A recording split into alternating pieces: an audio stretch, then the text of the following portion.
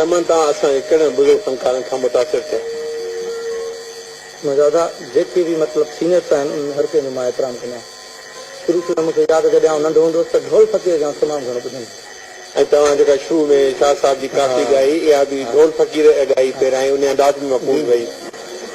छो त इहे जेके पंहिंजा पुराणा फनकार जीअं माई भागी, ढोल फ़क़ीर, उस्ताद जुमन, उस्ताद मंज़ूर अली ख़ान, इन्हनि जो पंहिंजो अंदाज़ इहे अमर आहिनि। हमेशह जॾहिं बि इन्हनि जो गीत हलंदो त असांखे पियो वणंदो। त माशाल्लाह असांखे बि इहा उमेद आहे त तव्हां जहिड़ा जेके नवां फनकार या जेके जूनियर्स अचनि था ऐं उन पैगाम खे जारी रखंदा हाणे छा था ॿुधायो असांखे? तव्हांखे आउं नाइद मुगल जो गीत ॿुधायां।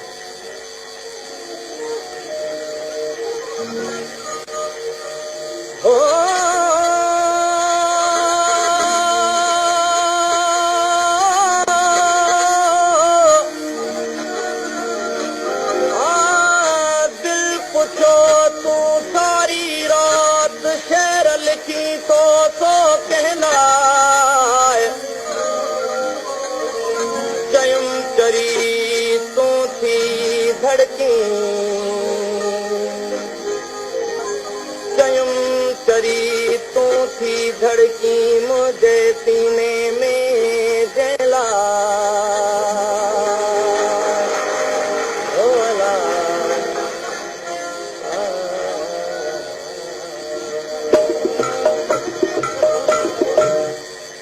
ओ तो अचण जी न कई मुंद आई वई हाथ मोटी वई रकान घुली मन पंहिंजो करियो इहो पंहिंजो करियो असां तोखे करियो असां तोखे करियो को अचण जी न कई मुंद आई वई हाथ मोटी वई हीर कान घुली मन पंहिंजो करियो इहो पंहिंजो करियो असां तोखे करियो असां तोखे करियो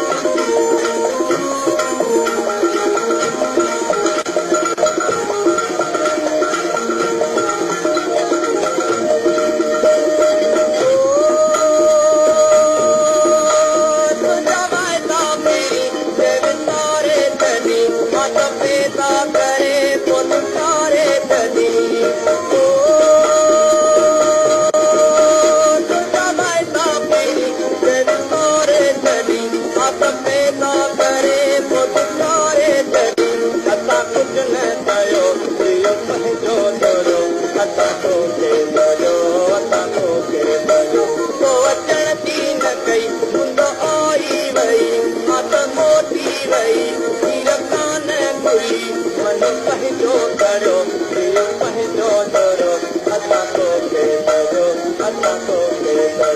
पोइ अचण